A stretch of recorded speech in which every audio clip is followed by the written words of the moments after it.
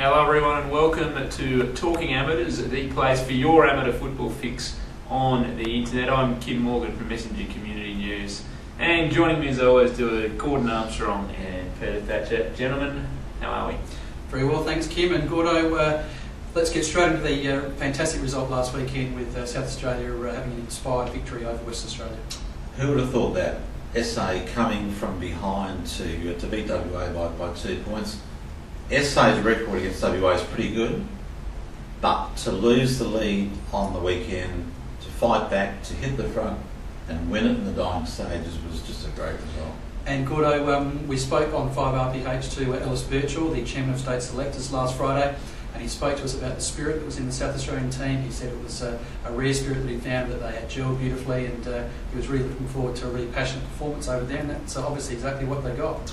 It's amazing, got a word in too, Pete with Ellis. He likes a bit of a chat, but that's a great effort. The SA team was very, very confident, picked informed players, and all of those guys did very well. Interesting to see that a number of the best players came from the Div 2s teams too, which was a good result. In the words of Ellis on last Friday's program, the beers always taste a bit sweeter when you win, boys. I think they would have had a few. I think there was a few. When I called an hour after the game, I think there was a few on the way. So basically, my understanding is that SA now needs to rely on Tasmania beating Victoria in their match to have any sort of chance of being Australian amateur football champions. Probably unlikely. It is, but Tassie did push WA, and if you take a line through that form, I think the rest of us should become naturalised Taswegians so we can get on board and find another reason to kick the Vic.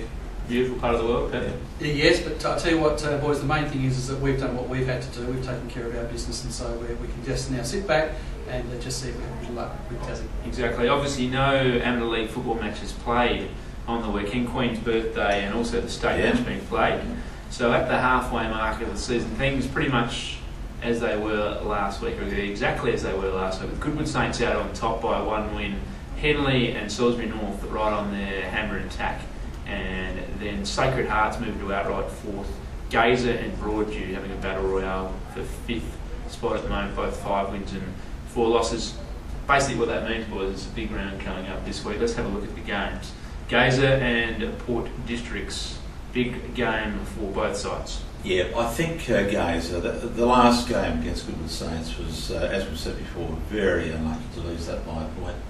Gazer at home, Port Districts a little bit rocky, I suppose, with the change of coach. Gazer by about 5 goals.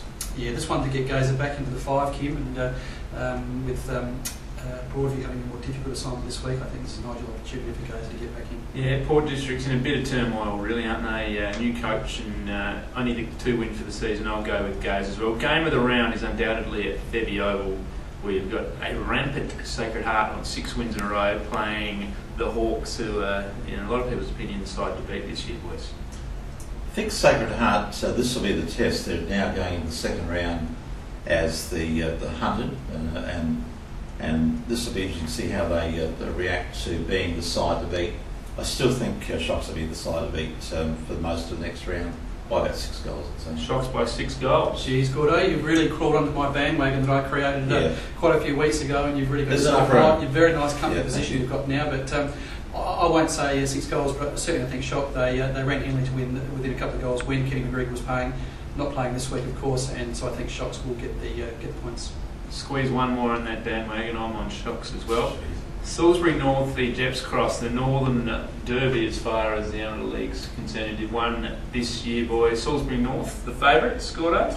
Yeah, Salisbury North, Mark Tyler's got them going pretty well. I think Jeps will probably struggle a little bit towards the second part of the season. I think Salisbury North by about 2 or 3 goals. Can't disagree with you. Yeah, Jeps just been a little bit disappointing, so I think Salisbury North get the points there. Goody Saints and Broadview side is showing a lot of fight, and they're playing at Goody Oval. This is a real test for the Tigers. Yeah, it depends which side the Saints bring along. They've been just rolling along, still winning, but I think the Saints, when it really matters, they'll win by about 5 or 6. They're doing enough at the moment, the Saints. Yeah, stick with the Saints, Kim. Big game for different reasons at the end of the program this week, boys. Teacher Gully's lost their last 7. Payneham Norwood Union's lost all 9. Someone has to win this. I think, look, I'd love to find a case for PNU, but to the Gullies, I think we'll finally bounce back. PNU beat me too many times in the past, Kim, and so stick with the Gullies. Come on, the Falcons. I'm going for the Falcons to finally break through for a win, and that's all, folks.